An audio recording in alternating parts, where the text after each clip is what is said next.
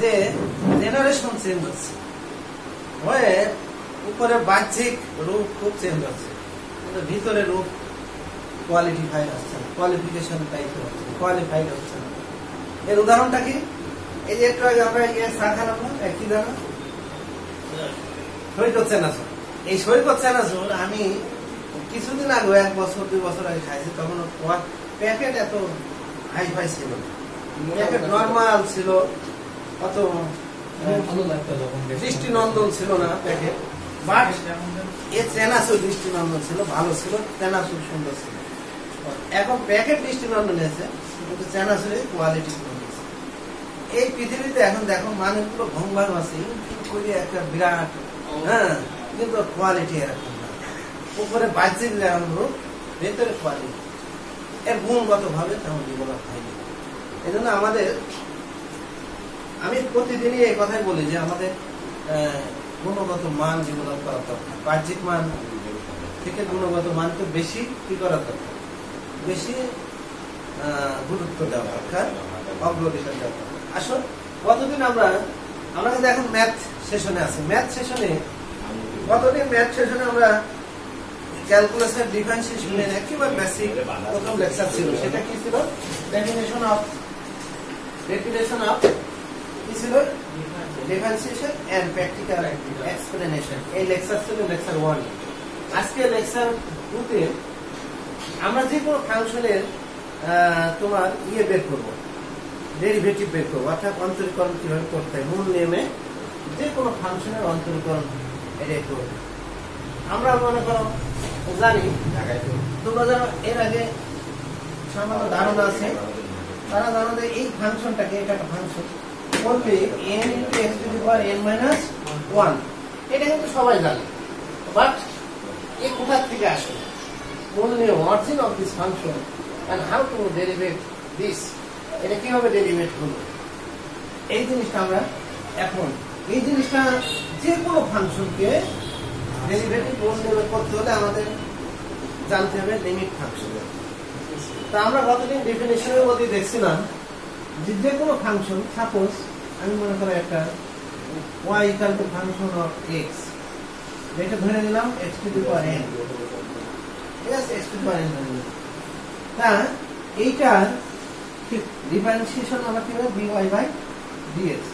এটা লিমিটের মধ্যে যদি আনা হয় তাহলে h → 0, এটা কিভাবে আসতে পারে আমি ব্যাখ্যা করব। Function of x + h minus function of x ভাগ h। আমরা গতদিন বলছিলাম যে ডেরিভেটিভ অথবা differentiation is the change with respect to change of dependent variable with respect to independent variable, তাই না? অর্থাৎ একটা স্বাধীন চলকের সাপেক্ষে পরাধীন চলকের পরিবর্তন। এখন মনে করো আমার স্বাধীন চলক x, স্বাধীন চলক কিরা x, এর এখানে ফাংশন অফ x আছে, ইনিশিয়াল পজিশন, ও h পরিমাণ বাড়লো, যেটা খুব নর্মাল, সামান্য স্মল চেঞ্জ, তখন এই ফাংশনের মানও বেড়ে যাবে না, তাই না? তাহলে এইটুকু যেটা পালাম, এটার নাম হচ্ছে কি দিলাম? dx। আর এই y বরাবর যে পরিবর্তন, সেটাকে নাম দিলাম কি? dy। তাহলে এ করলে কি হয়? dy/dx করলে সেটা কি আমাদের ওই ফাংশনে কি ডেরিভেটিভ। তাহলে সেটা লিমিট নিচ্ছে এই জন্যই যে এর একটা ফাংশনের সাপেক্ষে যে গ্রাভিটির একটা লিমিট আছে, তাই না? কি পরিমাণ সে এইটাকে বলা হয় লিমিট। অর্থাৎ এই লিমিট ফাংশন কতটুকু বেড়েছে এবং তার অনুপাতটা কতটুকু, এটা সেই dy আর এটা dx। তাহলে তার মানেটা কি হলো? সেইটাই ডেরিভেটিভ। তাহলে যে কোনো ফাংশনের ডেরিভেটিভ মূল নিয়মে আমরা লিমিট ফাংশন আকারে লিখতে পারি। এটার নাম আমি দিচ্ছি x⁻n। এটার নাম কি দিচ্ছি? x⁻n। তাহলে h, তোমাদের কোন কোশ্চেন থাকলে বলতে পারো, x⁻n এখন মান হয়ে যাবে কি? এটা মান 0 হয়ে যাবে, h এর জায়গায়। হ্যাঁ, এই দেখো ক্লিয়ার। এখন এই যে x⁻n, তাহলে এখন আমাদের এই যে ফাংশনটা, এখানে ফাংশন অফ x + h সমান কি হবে বলতো? x plus H by n। এইটুকু যদি তোমার ফাংশন অফ x সমান x to the power n হয়, x টু দি পাওয়ার কি হয়? n হয়। তাহলে x function of x plus h সমান হবে x প্লাস h হয়। হ্যাঁ, তো সেটাই বসাবো। তাহলে x h n আর এটা x n বুঝে আছে এর কোনো পরিবর্তন হবে না। তার মানে আমাদের মূল নিয়মটা আগে চলে আসবে। এই জন্য এখানে হচ্ছে মূল নিয়ম, যে কোনো ফাংশনকে মূল নিয়মে ডেরিভেটিভ করতে হলে এইটা আমাকে লিখতে হবে, এবং ফাংশন চেঞ্জ হলে একটু মান চেঞ্জ হবে। সেটা অ্যালজেব্রিক ফাংশন হতে পারে, ট্রিগোনোমেট্রিক ফাংশন হতে পারে, তাই না? ইনভার্সাল ফাংশন হতে পারে, হ্যাঁ, ইনভার্সাল ফাংশন হতে পারে। আমরা এবারে বলছিলি এই ল্যাপটপে তাহলে আমরা মূল নিয়মে যে কোনো ফাংশনকে মূল নিয়মে লিখতে হলে আমরা আসবে এইভাবে লিখে নেব, এবং সেই ফাংশনটা আমরা ধরে নেবো আগে। নেওয়ার পরে এটা লেখার পরে যে লিমিট ফাংশন আকারে, সেটা আমি দেখালাম এখানে কিভাবে এই লিমিট ফাংশন আসবে।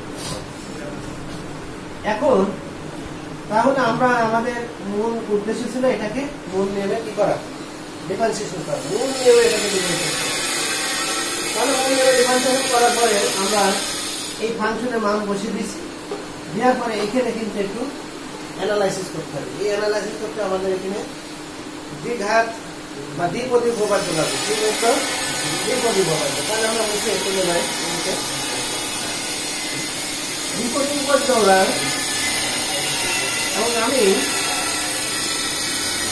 প্রতিটা লাইন করে দিই। এটা মনে হয় শুরুর লাইন, 2 নম্বর লাইন, 3 নম্বর লাইন, অঙ্ক 3 নম্বর লাইন, আর এটা হচ্ছে সাইড নোট। বুঝছো?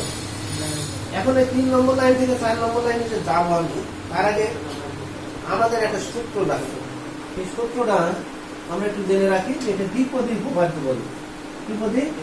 দ্বিপদী উপপাদ্য দেখুন, a two the power a plus x n সমান a n প্লাস কি হয় দেখো, হ্যাঁ বলেন n x a two the power n minus 1, একটা পাওয়ার বাড়ছে আর একটা পাওয়ার কমছে। দেখো n into n minus 1 by factorial 2 x square 8n minus 2 and so on। শেষে কি হবে, x to the power n। এটা হচ্ছে দ্বিপদী উপপাদ্যের সাধারণ সূত্র। এই expansion of binomial theorem, this is the theorem of binomial, expansion of binomial theorem. যাই হোক, এখন আমরা 3 নম্বর লাইনে আসলাম। তাহলে এইটা যদি a না থেকে 1 থাকে তখন কি হবে, এর মান 1 হয়ে গেল। তাহলে 1 প্লাস n x, দেখো তারপরে এখানে সবগুলো 1 হবে, তাই না? n into n minus 1 by factorial 2 x square plus n into n minus 1 n minus 2 factorial 3 plus x into x2 plus dot dot. হতে পারে না? এর পর্যন্ত আমরা 3-4টে দেখানোর পর কয়টা বল, 4টে। তাহলে এখন এই জায়গায় যেমন 4 নম্বর লাইন, অঙ্ক 4 নম্বর লাইন দেখো আমার বাম পক্ষ থেকেই যাবে x to the power n। এখানে এটার লিমিট আছে, লিমিট h টেন্ডস টু 0। এখান থেকে দেখো আমরা x to the power n common নিতে পারি, তাই কমন নিলে দেখো এখানে x প্লাস h বাই একবারে লিখে দিচ্ছি তোমাদের সময়টা মাইনাস, এটা কত দিচ্ছ 4 নম্বর লাইন। এখন 5 নম্বর লাইন, এই জিনিসটা আমরা টেনে নিয়ে যাবো, এখন দেখো x to the power n, এইটার আবার আরেকটা লিখতে পারি কি, সেকেন্ড ব্র্যাকেট 1, x এর ভাগ করে ফেলে h বাই x মাইনাস 1।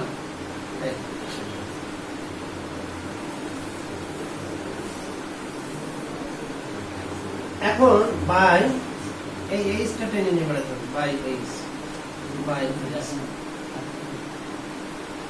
এটা কয় 5 নম্বর। 6 নম্বর লাইন, এখন এই সূত্রটা অ্যাপ্লাই করবো কোনটা, এই ফর্মে যে সূত্রটা আছে এটা আমরা অ্যাপ্লাই করবো। তাহলে 8 x to the power n এর সূত্র কি হবে?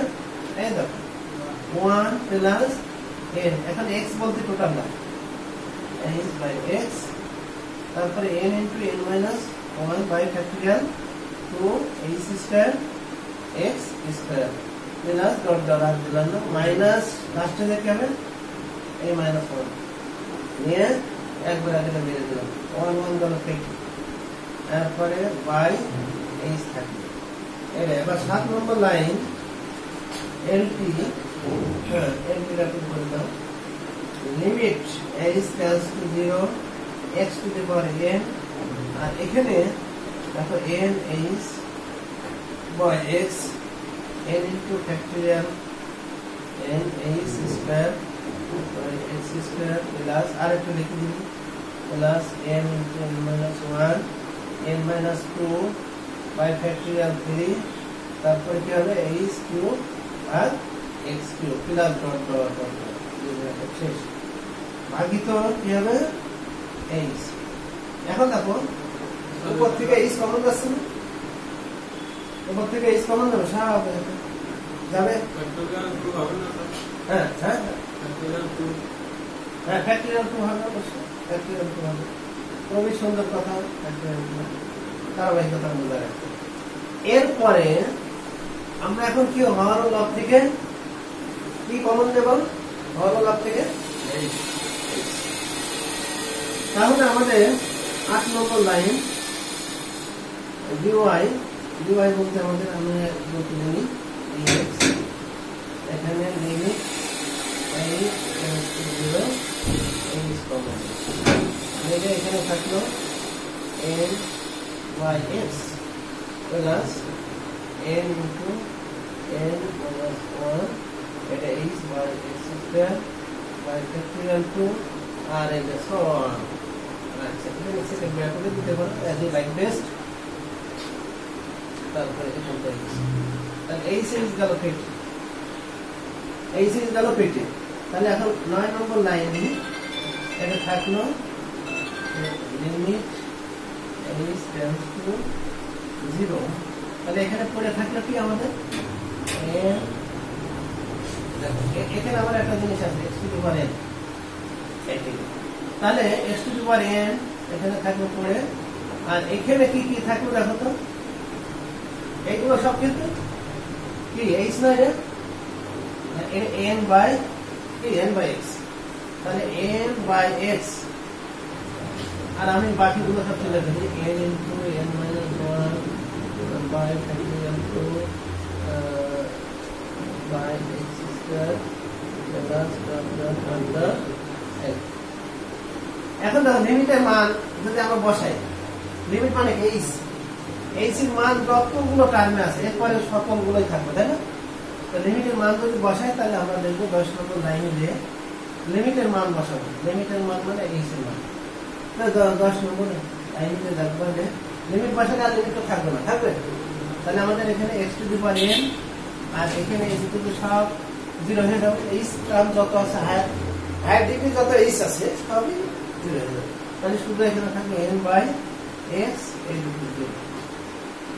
তাহলে ফাইনালে আমাদের এই যে টার্মটা বেরিয়ে আসলো কি আসলো দেখো x to the power n ভাগ x ইনটু n, এর পাওয়ার কি আছে 1, কি আছে 1, তাহলে n আগে গেল x to the power n minus 1, অর্থাৎ dy by dx equal to clear. অর্থাৎ আমাদের যে সূত্রটা আমাদের উদ্দেশ্য ছিল এই ফাংশনটা কি ছিল, b ফাংশন ছিল x to the power n, এইটা যে করলে ডিফারেন্সিয়েশন করলে n into x to the power n minus 1 তার প্রমাণ হয়ে গেল, এবং এইটিকে বলা হয় মূল নিয়মে যে কোনো ফাংশনের ডেরিভেটিভ এন্ড বেসিক রুলস। মূল নিয়মে দেখে মূল নিয়মে যে কোনো ফাংশনের কি। এখন ফর এক্সাম্পল যদি আমরা একটা ফাংশন থাকে y equal to x cube, তখন আমাদের কি হবে, এটা এক্সাম্পল দিচ্ছে, তখন আমরা মূল নিয়ম ফলো করে তো এসে এত পারা যাবে না, পারে মূল নেতা তো ভালো করে এসে পারা যাবে। তো আমাদের লাস্টে যে ডেরিভেটিভটা আসবে ডেরিভেটিভটা সেটি এর মানে হলো 3, তাহলে 3 ইনটু x 3 মাইনাস 1, তাহলে 3 ঠিক না? তাহলে এটি আছে আমাদের application of the basic derivative rules of any algebraic function. এটা অ্যালজেব্রিক ফাংশন। আগামী দিন আমরা ত্রিকোণমিতিক ফাংশনে করব। কি ফাংশন? ত্রিকোণমিতিক লেকচার 3 তে দেব।